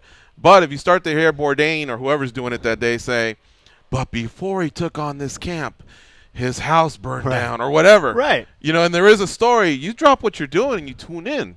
It's fresh, Well, like the caller talked about in the last segment, about Stipe. And he discussed, Stipe's situation, and he was 100% right. Stipe has a lot of really cool stuff in his life going on, but he doesn't share that with the public. So, Yes, if you're an MMA fan, you're a hardcore MMA fan, you know who he is, and you mark on the calendar when Stipe Miocic fights, you watch. But if you're just a person sitting out in this sports book here and you're watching and hey, if there's a really, good fight on, or if I know who the guys I'll watch, but you're not necessarily the hardcore, those are the ones. When those people buy, that's when you get a massive pay-per-view. And that's what Ronda Rousey was able to do. That's what Conor McGregor was able to do. That's what Mayweather and Pacquiao were able to do. And even people say, well, Pacquiao's not a trash talker. But look at the story that he told. He's fucking exciting, though. He's an exciting fighter. And then he had that whole story. He was a national icon in the Philippines. And he did... he was doing concerts after fights, and then he became a politician, and he had all these different things that that you can latch onto, and it made people feel, hey, he lived in basically what was a cardboard box when he was really young. Think about that. And so he shared that story with people, and there's a lot of people fighting poverty or who don't, they're struggling to get by and pay their bills, and now all of a sudden, you see this guy. That's a guy you can root for because he has something in common with you. And I think everybody has a story. It's just is the fighter willing to share it. All right. Well, we have a final guest here on today's show. He actually his name came up when we were talking to Henri Hooft. His name is Kamaru Usman. Oh, is he a good fighter? Yeah, 4-0 in the UFC, 9-1 overall, and almost any rankings you see, Kamaru Usman's part of it. He joins us now on MMA Junkie Radio. What's up, Kamaru? How you doing? What's going on, guys? All right, man. Well, welcome back to MMA Junkie Radio. You're on with George and Goes. We also have Kevin Iole here from Yahoo Sports. And I'm sure you may have overheard what we were talking about, so I'm going to start off with this. Kamaru, is there something you can share about maybe your youth that a lot of us MMA media or MMA fans have never even gotten to know about you? Like maybe you played another sport or something unique about your family or other skills or hobbies you may have that others don't know? First of all, I won't tell nothing how not did. What was that? Did you understand what I said? It sounded like you spoke another language. That means that's because I did. That's pidgin English for how are you guys doing today? Oh, and we're doing well. Thank you, that's sir. Pidgin English that's spoken in a lot of the West African countries, more so Nigeria because I am from Nigeria. Right. And so that's how I speak. That's how I talk to my family. That's how I talk to my friends from Nigeria, and things like that. That's just that's how I talk. Because a lot of people don't realize it because I like to think well, obviously, with the English. Because I'm educated. I was raised in Texas from when I was 8 years old, and to, when I went off to college, and so. A lot of people definitely don't notice that, but I'm such a complex individual, and it's just something that, like I was watching an interview with Amanda Nunes, and she said it, like she hit it like the nail right on the head. The UFC can make anyone they want really a star if they're willing to put the time and investment into them. And so, yeah, with that being said, I was born in Nigeria. I was raised till I was about 7, 8 years old in Nigeria. I remember everything about it. I remember playing in the streets when I was 3. I remember I was so ill when I was 3. I had to live with my grandmother on my mother's side for a whole year and had her just raise me and help me get through that sickness. And so, there's a lot of different things that people don't get, and I understand exactly what you guys were just talking about with, opening up and sharing. And that's the thing with a lot of fighters is we're so private. Right. And it's kind of difficult for us to open up and just share everything about our lives. But you guys are right. I mean, sometimes we have to open up and we have to share that with the fans. So, Kamaru, you said you were sick for 3 years. What were you? What was your illness? I was sick for a whole year. I was a child. I have no idea what my sickness was, but I was pretty sick enough to where I had to go to the village with my grandmother and live with her for a whole year. I was Nigerian. I was in the village. A lot of sickness, a lot of, things. We don't know what they are. We don't know what the names are. We're just sick. You go to the village and get native medicine. You go to the elders and have someone do a remedy or a ritual or something on you to hopefully eventually get you over that sickness. You never really know what it was, but I'm sure it probably was maybe some foodborne illness or anything like that, at that point, because that's pretty rampant down there in West Africa. When you said you played in the streets, did you play sports or just play with your friends? The reason I ask is a lot of great Nigerian athletes have come out, great athletes have come out of Nigeria. And I know, like, for example, Hakeem Olajuwon, we all know him as a great Hall of Fame basketball player, but he started off in soccer. He was so tall, he was the goalie. Yeah. Yeah, but how about you, Kamaru? What'd you play? Soccer is the number one sport in the world by far, and especially in those third world countries. And of course, I grew up playing soccer. I was a goalie myself. And, soccer is probably the biggest thing. I don't really remember anything else other than soccer. Like football, that's more of an American sport. That's, here. Cricket, that's also big on the other side of the world, but not, necessarily where we were from. So soccer was the main thing. I played soccer, and I myself was a goalie. Wow, there you go. All right. Goes, what do you have for Kamaru Usman? Excuse me. Now, Kamaru, one thing that stands out for me in your mixed martial arts career is you've got this nice streak going, and, in the UFC, one of the bigger divisions is the one that you're in. How far out do you feel you are from that goal of getting a title shot? How many fights would you say it would be? If I have to be completely honest, which I have to, I'm being right now, and more so lately in the last year and a half, and I would have to say 4 fights, to be honest with you. And it just depends on how, like I said, if the UFC is willing to build. Like, it's all about really height, because to defend, necessarily, originally it was entertainment. When the company started, it was entertainment. They were trying to get fans, so they had to entertain. And then UFC cleaned it up. They cleaned it up, bundled it up to a package to where now it was there was integrity into the sport. The next guy in line is going to fight for the title. And then, throughout the years, it got big enough to where now it's geared back towards entertainment, which is why Conor McGregor is able to win the featherweight title, never defend it, and bump up to light heavyweight and challenge right away for the title with the line, there. He's able to cut the line because it's entertainment. He sells. And so I believe if the UFC is willing to really spend time to build, it could be less than 4 fights. But honestly, I mean, you can check in every poll, every outside ranking besides the UFC. I'm sitting at about 16, 17 ranked right now. And so, I mean, I think literally it's 4 fights. I did an interview with Fox Sports the other day where I told them, hey, my ideal right now, I can name out the fights I want. I want Dong Young Kim next. I think I'll beat the brakes off of him. And then I want Neil Magny, and don't get me started on that. I think I will run him over. And, if Damian Maia's still hanging around and he wants it, of course he didn't want to fight.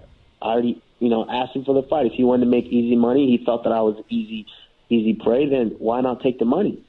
But no, so if he's still hanging around by that point, I'll be happily to take him on, and then I think I'm next in line and ready for that title. Have you or your management had these type of talks with Dana, with the matchmakers, and if so, what kind of reaction do you get from them? Yeah, well, we've had talks, but for some reason, they're skeptical about building someone or throwing someone out there. They feel like, oh, we don't want to push you too soon. No, if I'm asking you to push me, that means I'm ready. Push me, damn it. I mean, it's not. A lot of times those guys, the matchmakers and the boss, Dana, they're not in your camp. They don't see me practice every day. They don't know what I'm capable of doing. And this is a quote that Rashad told me early on. It's like, you're only as good as your last fight. And so that's all they see is when you step out there for that 15, 25 minutes and perform. So they're only going off of that. They don't know how much improvements you've made. They don't know what level you're at and what you're ready for. And I'm telling these guys, like, hey, I will beat the brakes off of some of these guys in that top 10. And, for them, it's just, for some reason, they don't want to filter out that, top 15 and get some new blood in there. I mean, you got guys like myself, Alan Joban, sitting in the wings and waiting, Vicente Luque. We're just waiting for a chance to get one of those top 15 guys. Leon Edwards, a good example that I like to use. I fought him my second fight in the UFC. I beat him unanimous decision. Leon Edwards fought number 14, Albert Tumanov, who was ranked 14th. And he finished him in the third round. So how can you tell us, and I dominated Leon Edwards, how can you tell us that we're not ready for a top 15 or top 10? I think these things? I wonder if you would agree with this. I think sometimes the UFC looks at prospects and they say, we have a prospect that we think can be really big and can be really good, and I think you fit into that category. I think anybody who knows anything about fighting has seen you thinks that you have a big future in this sport and are going to be a big player. I wonder, though, if they look at you and say, he is a really good fighter that the public doesn't know yet, so we have to give him a lot more fights so the public sees him and then they want to see you as opposed to you calling for the fights. Do you think there might be some of that they're looking at you as this elite prospect that they want to develop so that by the time the public knows who you are and the public is calling to see you fight, you're then ready at the highest level to fight for a championship? That's a very, very, very good point. And, it's a good way to put it. But at the end of the day, this is fighting. Like, there's nothing like this. We go through a lot in our body. We put our bodies through a lot. This is it's not natural to train at this level and compete at this level. I mean, humans aren't built for that. I mean, yeah, we're built to fight, but not at this level. And so when we're doing this is tearing your body down. So you can't, it's easy to say, oh, yeah, we want the public to get to know you, want to get you 4 or 5 more fights, and then have the public really know you, and then go out there. No, we tear our body down each time we prepare, especially guys like me who takes this to the utmost seriousness. Like, I put everything into these camps. And so I want to make sure that when I go out there, not only am I winning, but I'm dominating these guys. And so it's hard to say, oh, well, we want you to get more fights so the public knows you. But each and every time I train for these fights, I break my body down. I don't want to keep doing this by the time I'm 40 and can barely talk. I want to get in, use this avenue. This is, it's a tool. I'm going to use this avenue to get my name out there and put myself in position to take care of myself and my family for the rest of my life. And so I'm not trying to hang around this sport for 15, 20 years. I want to get in, make my impact on not just the sport but the world, and then move on. I like it. All right. Dong Hyun Kim, then Neil Magny, and then after that, Damian Maia. That'd be a great 2017. And if you're feeling Cody Garbrandt-esque and you want to get that 4th fight in, maybe that's your title fight in 2017. They already starting to line up the pay-per-views, the big Fox cards, so hopefully we'll see you on one of those, Usman. Thank you so much for the time, my man. Thanks for sharing that story early on as well. Thank you very much, man. And, I appreciate you guys, giving me the opportunity and the platform because, I'm not just here as a fighter, but I have a whole country behind me. I have a whole continent behind me, the continent of Africa. And, I intend to really make my mark on the sport in the world. Looking forward to it. Good luck, man. Thanks. See you, Usman. All right. Thank you, guys. Later. Follow him on Twitter at Usman84KG. We'll be right back after this break to wrap up.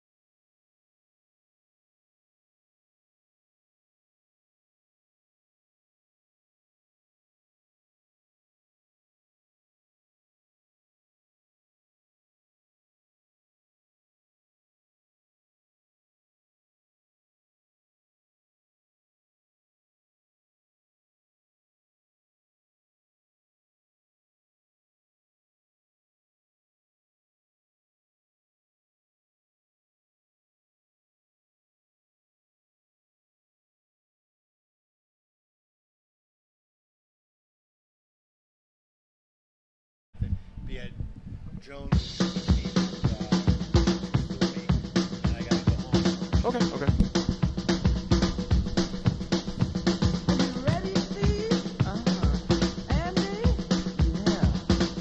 I get paid to say things in this cool voice.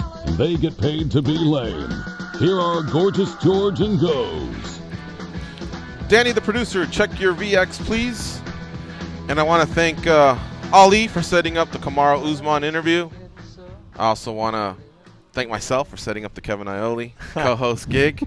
He's been here for the last couple hours, and we, if I get a green light from Danny, we may stay 5 or 10 extra minutes because we can do what's called MMA Junkie Radio Overtime, and we're on this topic of how to build a fighter and how to, what's the career path fighters should take. It's like this catch-22, Kevin, where those early fights, they pad your record, and you get through these contracts so that when you are fighting some of these killers, at least you're being rewarded for it. Well, right. I mean, I agree with everything Kamaru said, just about everything he said. But I will say this. He's talking about he wants to fight Demian Maia this year. Well, why would you want to fight, build your following up where you're getting the big money and then fight Demian Maia. So, hey, maybe he wins 2 big fights, he gets himself out there, gets people talking about him. At the end of the day, if people are talking about you, you're going to make more money. They want to see you fight. You have to have them say, hey, when is Kamaru Usman going to be fighting again?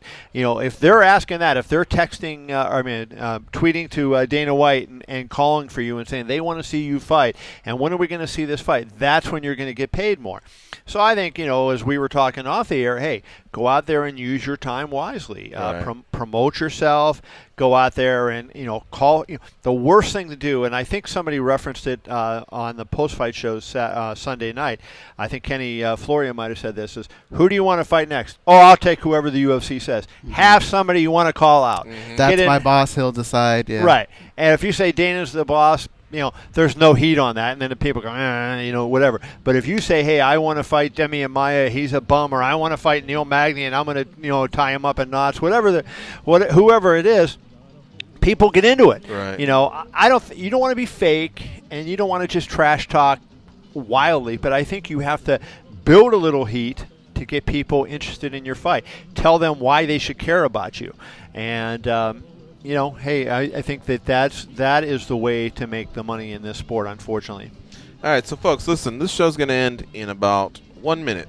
And all we're going to do is keep our mouths shut for 5-10 seconds, and then Danny will restart everything, and we're going to continue till 12:10, because then Kevin Iole has to take off, and we'll cover a couple last questions that we had for the man from Yahoo Sports. You can follow him on Twitter at Kevin I. Also, one more time, thank you to Kamaru Usman, and thank you to Henry Hooft.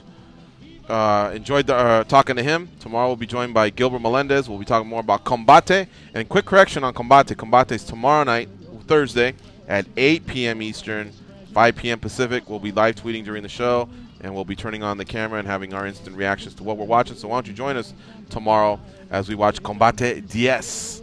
I've quoted the Mexican start time, and that was incorrect. So once again, it's 8 Eastern. So we'll be back in about 15 seconds. Keep it locked here. It cost me my very last dime. If I wind up broke, well, I'll always remember that I had a swing in time. I'm gonna give it everything I've got. Lady luck, please let the dice stay hot. Let me shoot. All right, you guys are clear for overtime. All right, this is MMA Junkie Radio Overtime. Once again, Kevin, thanks for sticking around for a few minutes. You got it. Thanks for having me on today. This is a fun topic that I want to ask you about. If you look at, when you hear about these Tito Ortizes and Kenny Florians, they just make it past 20 fights in the UFC. That seems to be a landmark number. 25 is even greater. That's when you get into the Frank Mears, the Donald Cerrone's, all them. Michael Bisping. So you have to make, well, as you're doing LFA, I was about to say RFA or Legacy or Cage Warriors or wherever, you already got to start getting good at not just fighting but promoting yourself. Because when you get to the UFC, you're going to have 20 opportunities to do the walk. All right, and in those 20 opportunities, you're not going to get 20 pay-per-views or 20 big boxes. You may sometimes get stuck on Fight Pass or a prelim or maybe in a matchup that's just not sexy. So, again, you have to make the most out of it. And some fighters just don't get it until they're like on their 15th fight, and then they're wondering why they didn't get paid as much, And why this guy is getting more privileges or this gal's getting more privileges. You had your opportunities. You just didn't make the most of it. So what I want to ask you is that fall on the athlete, management, both, and or even the UFC? They have these summits where they're trying to guide these athletes and coach them, but how would here's the thing. I'll say this. Somebody said before, I don't know if it was Kamaru or somebody said the UFC can build whoever they want. Maybe it was you, goes into a star. And that's true, but to a point. They don't sit out there and say, oh, I think that Kamaru Usman's going to be a star. Let's invest our money in him. They have to see what happens and the reaction. So the fighter has to be the one to germinate and plant the seeds and water it and get it going. And then when the UFC notices, hey, people are attracted to this person because they're working off data, just like I work off data. We all do. They're looking at, hey, who are people talking about on social media? Who are people going, hey, what do you think they do with Fight Pass? Fight Pass is great because it gets them a revenue stream every month. It connects people to the business. I mean, there's a lot of things good about Fight Pass, but it gives them a tremendous amount of data. Who are people looking at? Who do people like? Who are they talking about? So they then use that to try to go ahead and push fighters and promote fighters because they think, hey, we have a chance of success here. There's some fighters that just, they're quiet. They're maybe not that great of a fighter. They're just card filler guys. And that doesn't mean that they're not one of the best fighters in the world because they've made it to the UFC, but they're not, the elite of the elite, and there's nothing about them that, people don't really care one way or the other. So I think that you have to, in your earliest days, you have to go out there and sow the seed. That's what Ronda Rousey did. Look at what she did when she came in. She was calling reporters in her, when she was fighting in the Tough Enough, and then also when she got into Strikeforce and she was fighting those Challenger Series fights. People were writing about her because, hey, she was going out there and contacting media and saying, hey, you know what, I'm an Olympic bronze medalist and I'm fighting and I'm going to do this. And then she was a great talker. People got into it. She had all these arm bars, the record built. And so by the time she got into the UFC, she already had a big name. She was there. I think that, not everybody is capable of doing what she did. So, that's at the extreme. But guys are all capable of selling themselves to a certain degree. And part of your job, we talked about it before, is it sport or is it entertainment? You are in the entertainment business.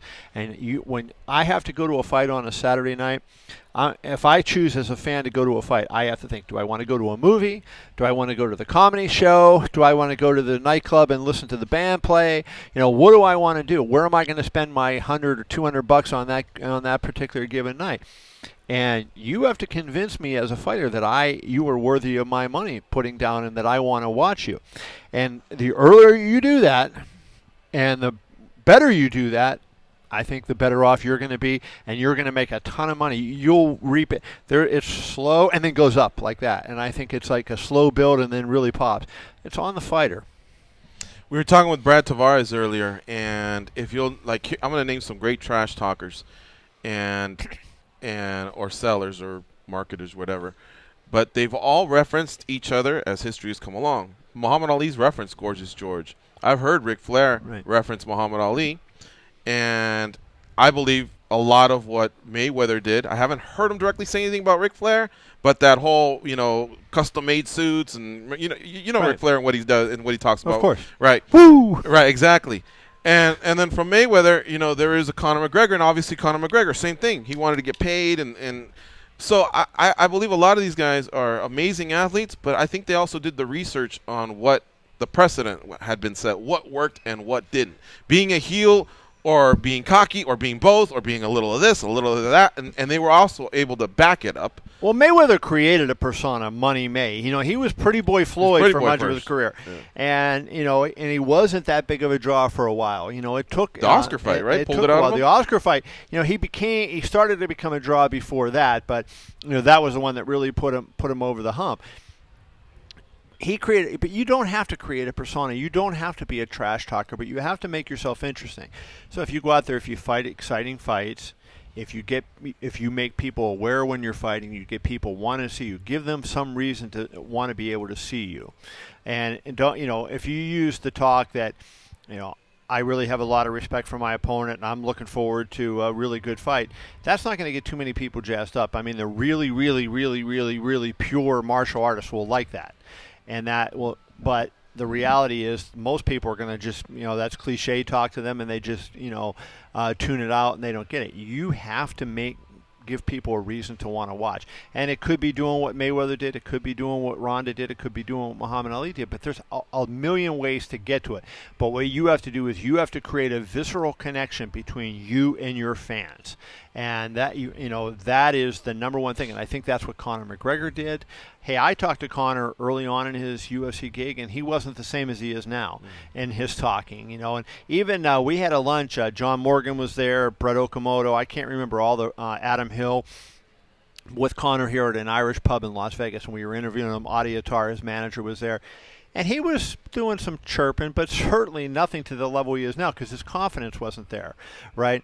But we were there talking to him because we knew, hey, he's a rising star and he's a good talker.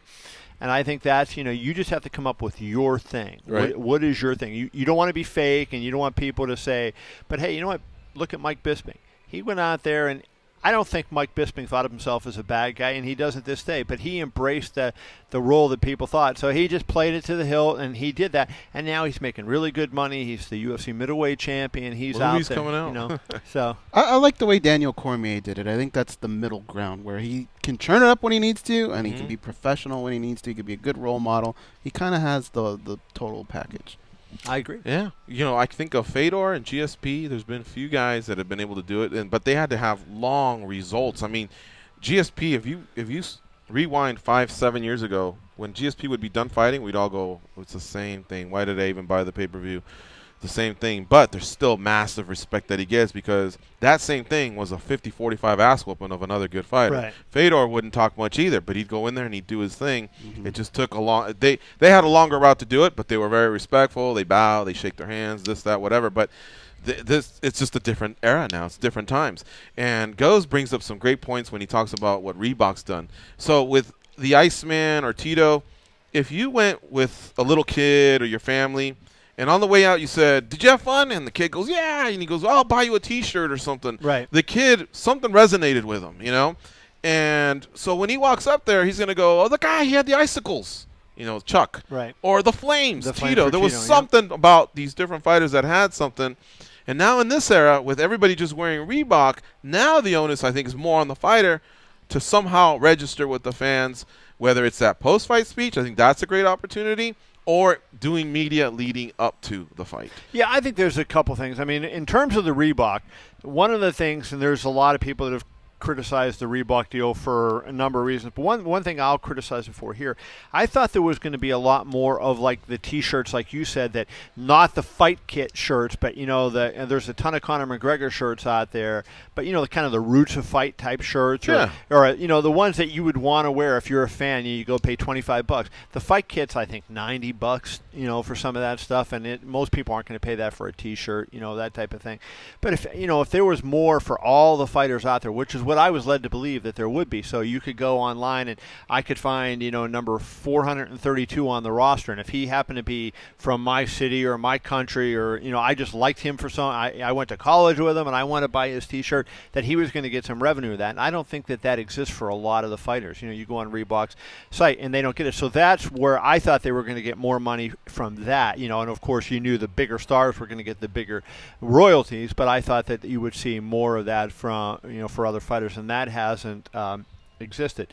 But, beyond that, I don't mind the uniforms in the competition so much, but I really hate the fact that, it's cut their, so many of their pays back so much, and I think that I think it'd be nice to find a middle common ground, and hey, Reebok is a sponsor. And so if Reebok is a sponsor, just like in the NFL, remember Robert Griffin III a couple of years ago when he was a rookie with the Redskins? Mm-hmm. I can't remember who the manufacturers were, but I think he had a Nike deal, and the NFL uniforms were maybe Adidas, or it was reversed, but he kept trying in practice to wear, and the NFL kept finding him and making him cover it up. Obviously, you can't wear anything that competes with the main sponsor. But if you could have one or two logos that you could sell that were off the main sponsor and allow you to make some money, I think that would be a nice compromise, and I hope that they can do something with that particular deal down the road to benefit some of the fighters. It probably won't, especially for people who said they were making $100,000 or more in sponsorship a fight. It probably won't replace all that money, but for the vast majority of them, I would guess it would. It's 12:08. We got you for 2 more minutes. So last question. 2 minutes. Do you want to see more weight classes? And I'm tying in because of weight cutting issues, but at the same time, the UFC loves having more champions apparently, because it almost seems to be more interim champions than real champions. There's talk about women's 45. They've been asked about women's 25. But what are your thoughts on that without having to even please the ones that say, we don't want it to be like boxing? Yeah, I would say women definitely need 125. It'll give some 15-pounders a chance to go up and fight at 125, where more natural for them. Give some 35-pounders, a chance. Like I thought Miesha Tate would have been great for a 125-pound class, right? If she would have been able to go there, she would have been the biggest fighter in that division, and I think she would have really been good for that weight class. So that would be one. I don't see the need so much on the men's side. It's tough where the weight classes are, and you don't want to dilute it too much, because then what's the quality of the competition. So I think on the men's side it's okay. People talk about super heavyweight, but how many really good super heavyweights are there? Not many. Believe me, not many. They're all chasing quarterbacks, right? Right, and so you don't have protecting that. them. So I think on the men's side it's okay. I think on the women's side, add 125 and develop that 145-pound division, and I think you have a really nice set. Thank you so much for coming in. Thanks for having me. I enjoyed it. I always love coming in with you guys. Good luck to your Pittsburgh Steelers. I personally believe that they have a good chance for the upset, so I'm playing the money line. I love the money line. I think them and the Packers. Plus 210, right? Something like that, yeah. All right, so thank you to Kevin Iole. Thank you to Kamaru Usman, and thank you to Henry Hooft. Tomorrow we'll be joined by Gilbert Melendez, and we're still working on another guest or two. Frank Trigg will co-host on Friday. It's going to be a fun week here on MMA Junkie Radio. So for Kevin and Danny back east, I'm George. Go out there, have a nice day, and be champions.